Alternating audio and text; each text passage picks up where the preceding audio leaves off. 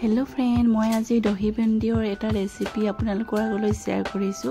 এনেকৈ বনালে খাবলৈ বহুত ভাল লাগে আৰু মই কেনেকৈ বনাইছো আৰু কি নো ব্যৱহাৰ কৰিছো চাও আহকচোন প্ৰথমতে মই ভেন্দিখিনি ফ্ৰাই কৰি লৈছো ভেন্দিখিনি মই অলপমান ডাঙৰকৈ কাটি লৈছিলো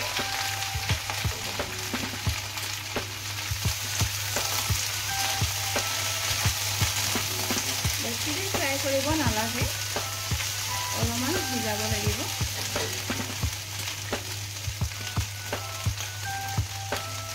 ইয়াতে অলপমান হালধি দি দিছো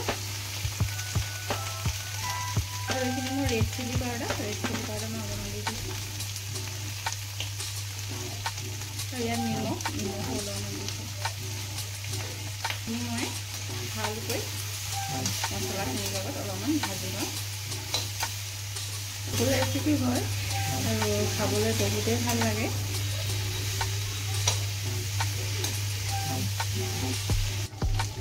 भेंडीखिनि হৈ গল মই হাফ ফ্ৰাই কৰিছো এতিয়া মই এখিনি নমাই দিছো মই মছলা পেষ্টখিনি বনাব লৈছো এতিয়া মই তেজপাত একলা দি দিছো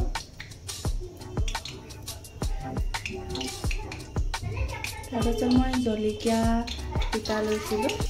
আৰু এখিনি মোৰ ৰসুন আদা পেষ্ট কেঁচামৰিচ দি দিছো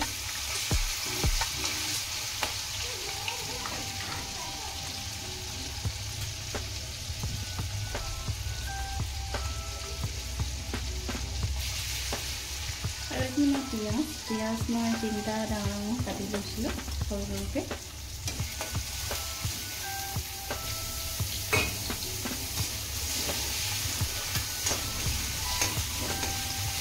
ভালকৈ মই পিঁয়াজখিনি এতিয়া মই ভাজি ল'ম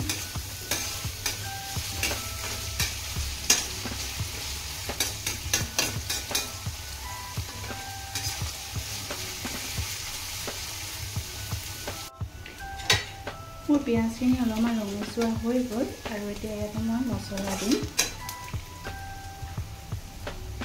প্ৰথমতে মই হালধি দিছোঁ হালধি আধা চামুচ দিছোঁ ধনিয়া মই এচামুচ দিছো আৰু মই কি ৰেড চিলি পাউডাৰ আধা চামুচ এই অলপমান দি ভাজি লওঁ তাৰপিছত এটা মই বিলাহী এটা কাটি লৈছো মছলাখিনি হিটাৰ পাছত মই চিকেন মছলা অলপমান দি দিছো ইয়াতে আৰু নিমখ অলপমান দিছো নিমখখিনি জোখৰ মতে দিব আৰু এতিয়া মই দহি আধা বাটি লৈছো দহিখিনিতে মই হালধি অলপমান দিছো আৰু ৰেড চিলি পাউডাৰ অলপমান দি দিছো আৰু মই ধনিয়া আধা চামুচ দিছো মছলাৰ পেষ্টখিনি সিজি গ'ল এতিয়া মই দহিখিনি দি দিছো দহিখিনিৰ লগত মই কমসে কম 5 মিনিট মান মছলাখিনি সিজাম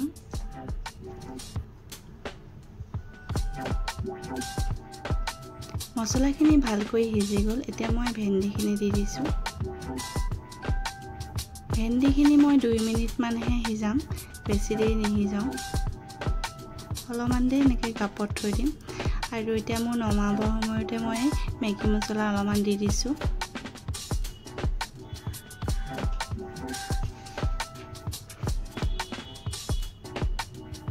মোৰ দহি ভেন্দিখিনি হৈ গ'ল আৰু মই এতিয়া এইখিনি নমাব পাৰিম